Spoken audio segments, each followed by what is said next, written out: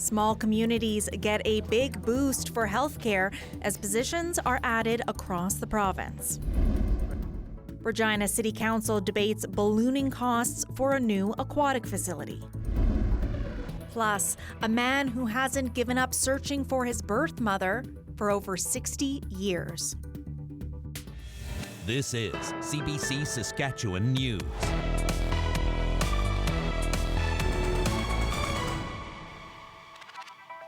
It's Wednesday, July 23rd. CBC Saskatchewan News starts right now. Good evening, I'm Natasha Lipney. The Saskatchewan Health Authority says it's spending more than $6 million on jobs in rural and remote communities. This comes after several emergency rooms in rural Saskatchewan had to be closed in July because of staffing shortages. Now, some of those communities will be able to hire more staff, including licensed practical nurses, lab and x-ray techs, and psychiatric nurses. The province says it's posting 77 permanent full-time jobs in 30 communities. Health Minister Jeremy Cockrell says he's not sure how many positions are actually new versus enhanced. So enhanced might be, for example, a temporary part-time position that we have, and now making that position a permanent full-time position. The bulk are enhanced. I don't have the exact numbers. We can make sure that you have that. If we go and look at the communities that have been rocked by these service closures, in every single case, the closure was caused by an existing position that has remained vacant. So adding a new position doesn't solve those closures. The opposition NDP says as of Wednesday, there are more than 1,600 healthcare job postings in Saskatchewan that need to be filled. The cost for a new indoor pool to replace Regina's aging Lawson Aquatic Centre is going up and up. On Wednesday, city councillors debated if they're willing to greenlight that higher price tag. Alexander Kwan has the details. The bill for Regina's new aquatic centre is now even higher, coming in at $285 million. Just 4 years ago, it was projected to cost nearly $100 million less. A city report blames this latest hike on inflation, limited availability in skilled trades workers, and having more clarity on the scope of the project. Despite this, a majority of the city's executive committee signed off on the budget increase.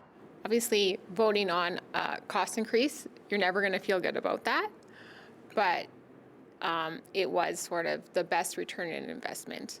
The increase was a surprise, but not unusual for a major infrastructure project. Councillors that campaigned on cutting waste and major projects, like the Aquatic Centre, tried to find cost-cutting solutions, but that doesn't mean they were well received by their fellow councillors or the public. Wascana Pool, which is brand new, nice state-of-the-art facility. What's your thoughts if we put a roof over that one and cancel this project? Like Councillor Rasmussen made. In order to pay for the increase, Regina will take on $10 million of debt and redirect $30 million from other projects. But it's not over yet. The budget increase faces one final vote at a city council meeting next week. Regina hasn't built a new indoor pool in 35 years. Back then, the city had 50,000 fewer people. The disconnect between a growing population and a lack of aquatic amenities is why a new indoor aquatic facility has been the top priority for the city and helped get former Mayor Sandra Masters elected. Now the project is one step closer to reality. If it's approved, construction on the new aquatic facility is set to begin this fall, with it set to open in 2029.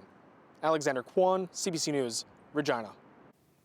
A sentencing hearing for Freedom Convoy leaders Tamara Leach and Chris Barber is underway in Ottawa. The Crown is seeking a prison sentence of 7 years for Leach. Meanwhile, Barber could face 8 years. He was also convicted of counseling others to disobey a court order. Barber's lawyer called that cruel and unusual punishment. Leach and Barber were key figures behind the convoy protests that took over downtown Ottawa for 3 weeks in January 2022. A coroner's inquest into the death of a man killed by Saskatoon police is over. Ronnie Glen Herman died by gunshot in 2022. Over 3 days, jurors heard about the turmoil that led to that fatal day. Ashwarya Duda has the details. A jury at a coroner's inquest found that Ronnie Herman died by suicide, using the police to kill himself. Herman was shot 12 times by Saskatoon police 3 years ago in a home in the Mayfair neighborhood. But before that, he sent several messages and posts on Facebook indicating suicidal tendencies, saying he had nothing more to live for and telling family he was not coming back. Like this one. I'm hurt and lost. Just let me die this time. I got nothing to be around for. I'm better off gone forever. 16 witnesses testified, including police officers, paramedics, a forensic analyst, and a registered nurse. They reviewed photos, videos, and social media messages. Jurors read another Facebook message Herman sent to his partner, saying, "I'm going to die. I love you. I'm just going to get a shot in the head." And his final message, "I'm surrounded." That's when police surrounded the house and tried to get Herman to come out. Officers testified that he wanted them to shoot him and was holding a gun to his own head. Herman wouldn't come out, and there were 2 innocent women trapped on the top floor of the house. So the SWAT team went in. They came face to face with him at the top of a narrow staircase. Cops and paramedics outside heard yelling and then a cluster of gunshots. Herman was taken to Royal University Hospital where he died. Jurors made no recommendations following the 3-day inquest. Ashwarya Duda, CBC News, Saskatoon. Scott Moe says recent meetings in Ontario have strengthened the relationships between the provinces and Ottawa.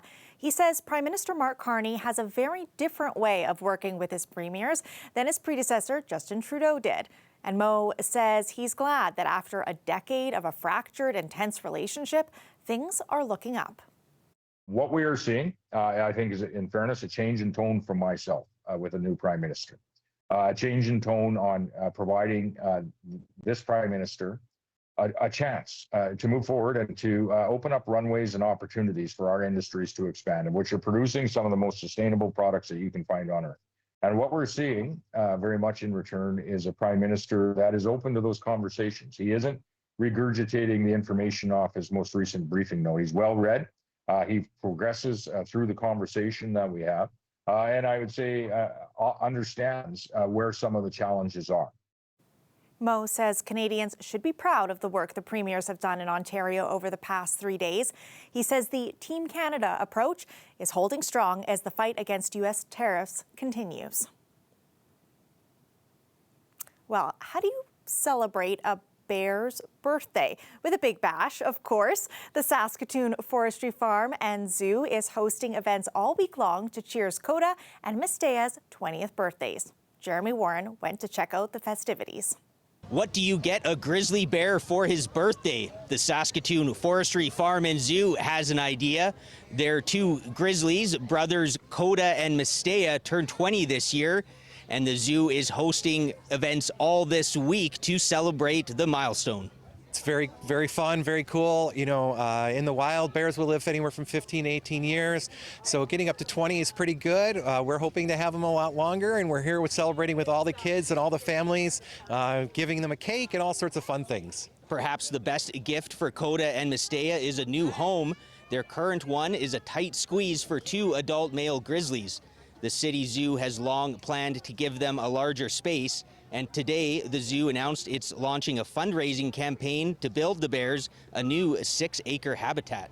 This space actually meets current standards, but we want to exceed standards here, and that's what we're really pushing to do for all of our animals. But one of the things that we're looking to do is really let them explain and show their true natural selves. Let bears be bears. Coda and Mistea aren't really brothers, but they've been together since arriving in Saskatoon 17 years ago.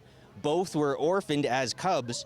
Coda comes from the Jasper area, and Mistea is the sole surviving cub of bear 66, who was struck and killed by a train in Banff National Park in August 2005. So they were both orphaned in Alberta 20 years ago. They spent their first few years at Calgary Zoo, and they've been here for 17 years living in this habitat. Coda and Mistea's birthday bash runs all this week. There's a large birthday card for visitors to sign and bear-themed activities for kids, and daily talks from zookeepers who care for the bears. Jeremy Warren, CBC News, Saskatoon. It's a good thing those boaters have buoys to guide the way. Visibility was low across Wascana Lake as smoke continued to smother Regina. And we weren't the only ones coughing and dabbing at our eyes. Much of Saskatchewan was contending with poor air quality once again. We'll find out if relief is in store after the break.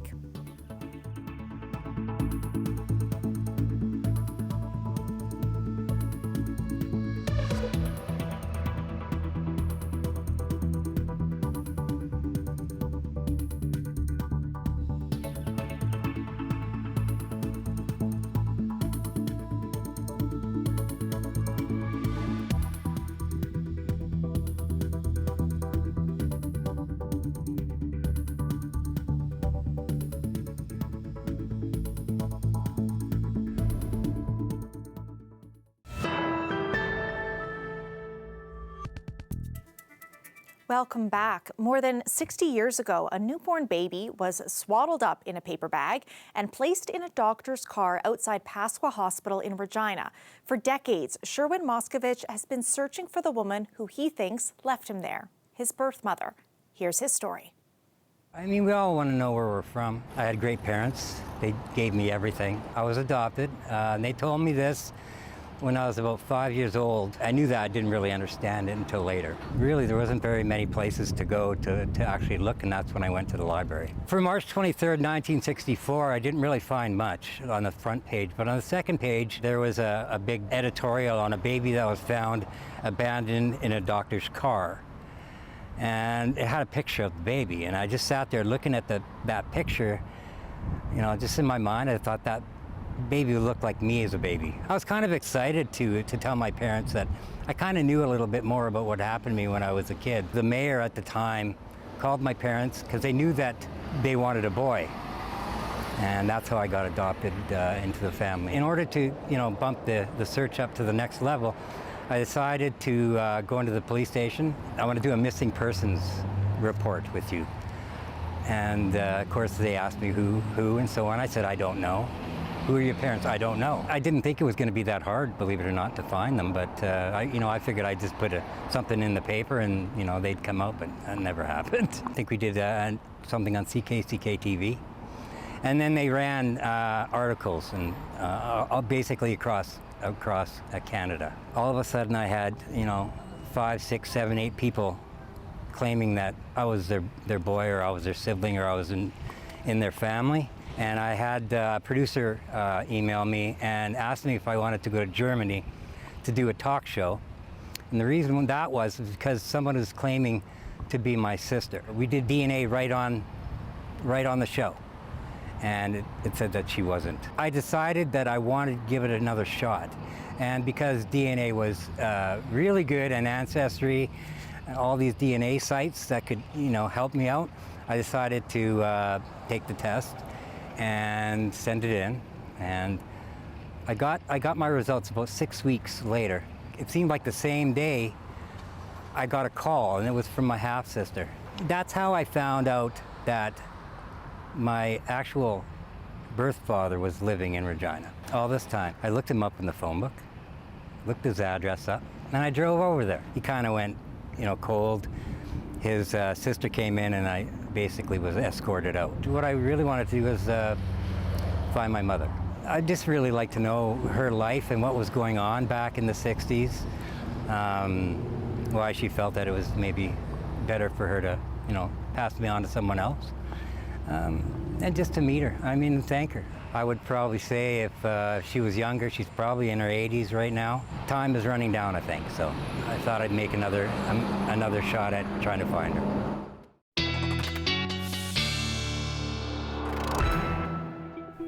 Weather specialist Helena Mahalik joins us now. Helena, if you hit my calendar and told me it was spring or early autumn, honestly, I'd believe you. So what is going on with this weather?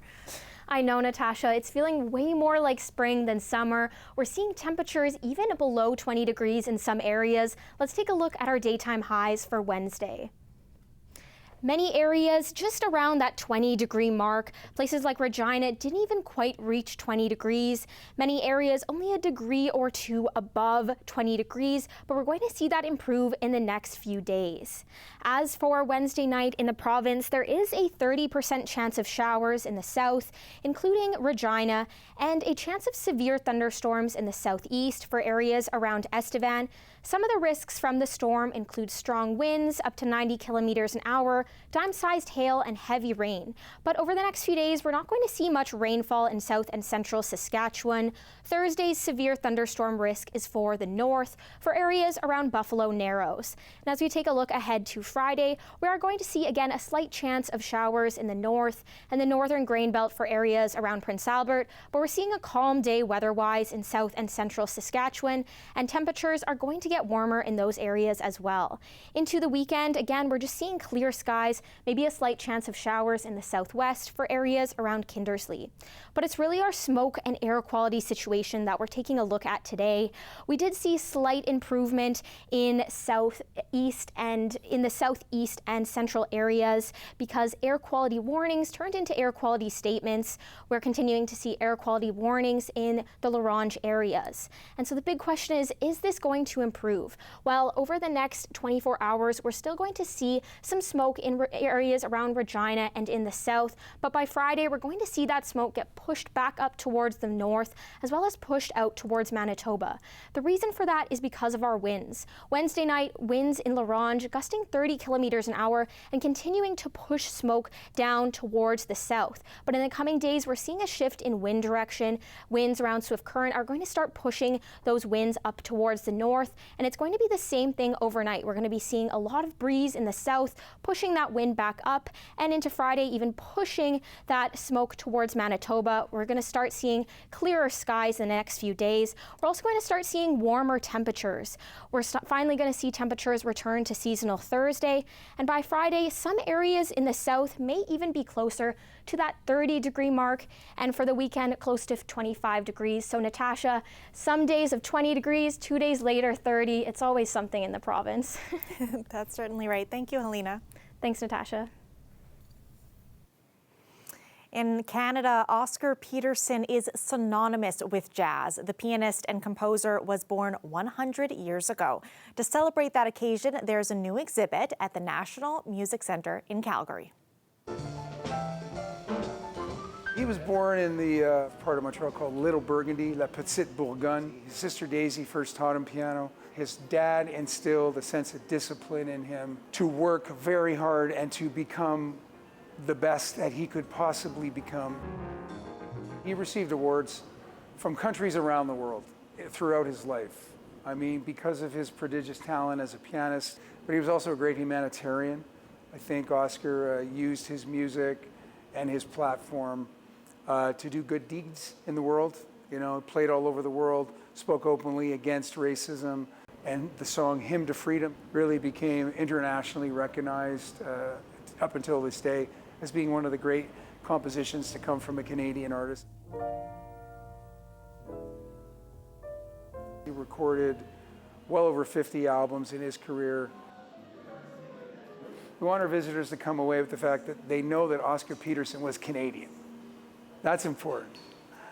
That he was one of the greatest musicians to ever perform on the piano and compose for the piano. That he was an innovator and consolidators of several styles, one of the great trio artists, one of the great jazz artists that could swing really hard in a way that really set a standard for that music.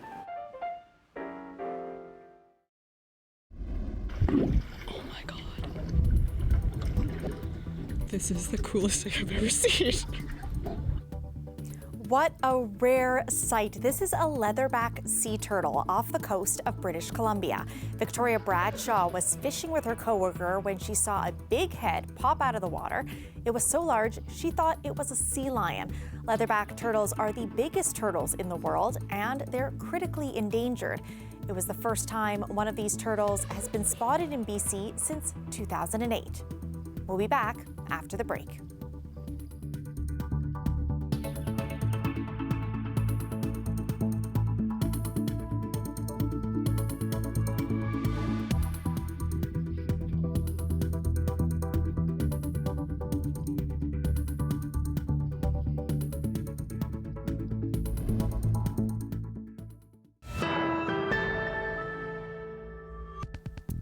Welcome back. 3 workers are trapped in an open-pit gold and copper mine in northwest British Columbia. There are 3 miners that are currently trapped underground. Premier David Eby says, as far as they know, the miners aren't injured and are sheltering in a refuge area. The company that owns the mine is working with the province's rescue teams to free the miners. This all started Tuesday morning when earth gave way in the mine. The 3 workers were then told to move to a safe refuge area. But then the earth gave way a second time and communication was cut off. The U.S. Olympic and Paralympic Committee has barred transgender women from competing in women's sports. The committee told sports governing bodies that it has an obligation to comply with an executive order U.S. President Donald Trump issued in February. It banned transgender women athletes from taking part in women's or girls' events. The NCAA made a similar move earlier this year. Trump's executive order threatened to rescind all funds from organizations that allow transgender women in women's sports.